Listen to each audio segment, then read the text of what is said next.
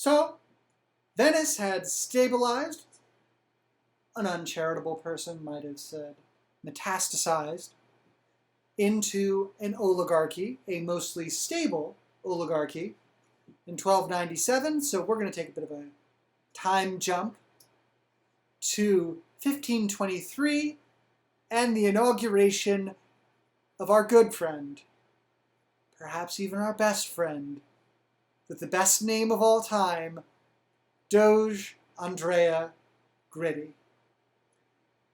Doge Andrea Gritti is one of those historical figures that you get the feeling that they would describe themselves as born in the wrong century.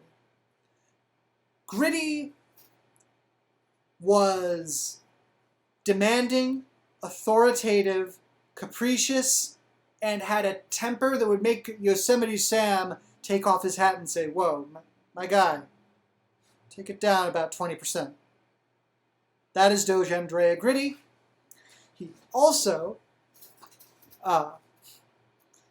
was a rather capable and perhaps the best Doge for the period that he lived in, despite being a man out of time for it.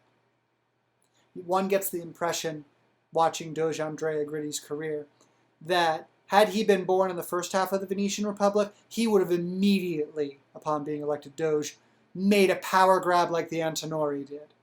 Because he loved that idea of power.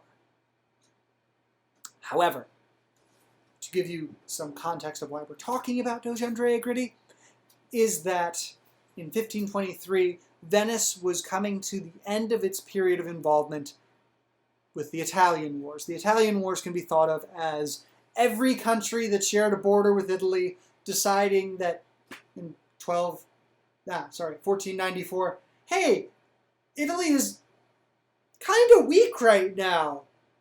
Maybe we should invade and take a lot of their stuff and annex stuff. Seem like a good idea?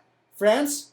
Yeah, you know I think it's a good idea, buddy. Let's get our invade on. And then it happened on and off for quite some time. Venice was very lucky during the course of the Italian Wars. They made the Venetians made a distinction between their overseas holding, the Stato del Mar, the Kingdom of the Sea, and the terra firma, which you might think of as sort of like a bubble around the city of Venice and the lagoon, but pressing north and west.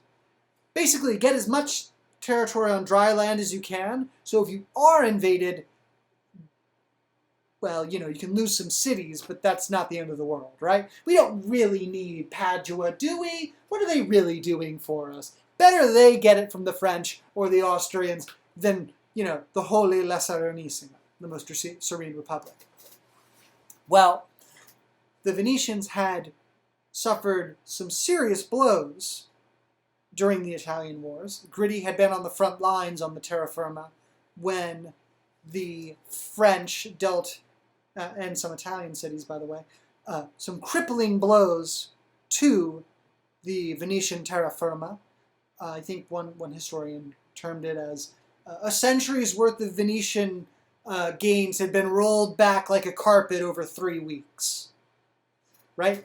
Not to pick on Padua, but Padua seems to get Venetian, non-Venetian, very quickly. It's like watching a ping pong match. Gritti had been there, and upon being elected Doge, he realized that this state of affairs could not continue. So this very irascible, impetuous fellow actually works out a very subtle and reasoned deal with the major players of the Italian Wars. Milan is under Austrian rule. France is still a big hitter in the game. And he makes a deal that basically lets Venice fold from the game. We're not here, but our territory is sacrosanct. We're not futzing around with mainland Italy anymore. Doge Andrea Gritti, don't let me give you the impression that he was tremendously subtle in all things. He constantly had to be slapped on the wrist to act more like a Doge. When people gave him battle reports before he negotiated the truce, he would sort of brush away, such and such did so well. I'm so glad he's my commander. He would say, yes, very well. but tell us who has done badly so we may punish him. You're like, okay, well, I mean, I know a born middle manager when I hear it. And Gritti would do all sorts of faux pas, like meet with ambassadors from a foreign power in private, big no-no. Open his own mail, also no-no. Leave the ducal palace without his posse, possibly to go do unpatriotic things. Ooh, conspiracy. Which, to be fair, there were a lot of conspiracies in Venice, just not that particular one. So, the Venetians were constantly slapping Gritti and saying, act like a Doge, damn it. At one point, they cornered him and read out the 100-page Promission. Remember the Promission from the first episode? Of all the things you're not allowed to do, Gritti, now you're going to sit there like a good boy and listen to this very long list. Fine, but I won't like it, sort of thing. Now, Gritti's policy after getting Italy out of the Italian wars is very simple and very counterintuitive. 1, Venice needs a big army. 2, Venice needs to avoid pitched battles with that army.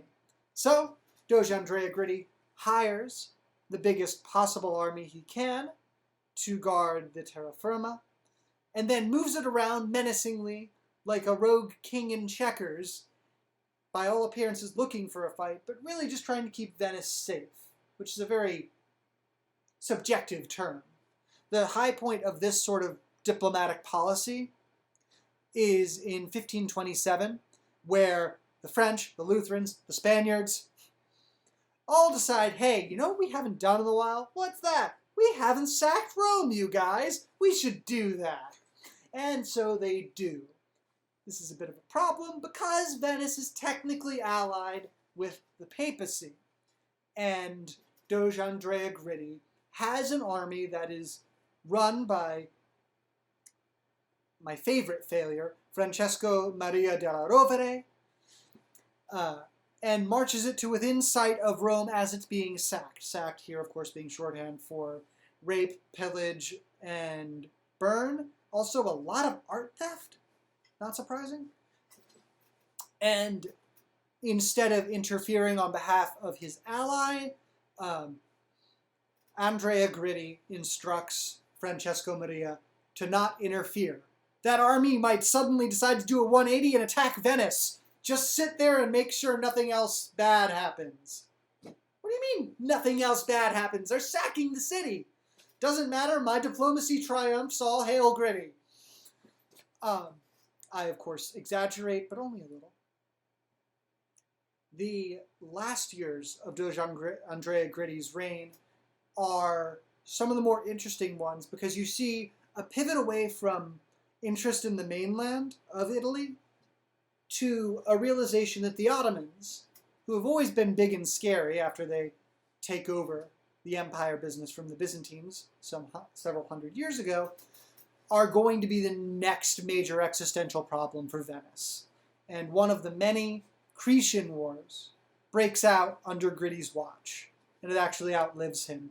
But this means that Venice starts to pivot, you might say, towards deals with the Ottomans and war with the Ottomans, which we will discuss with our next Doge next episode.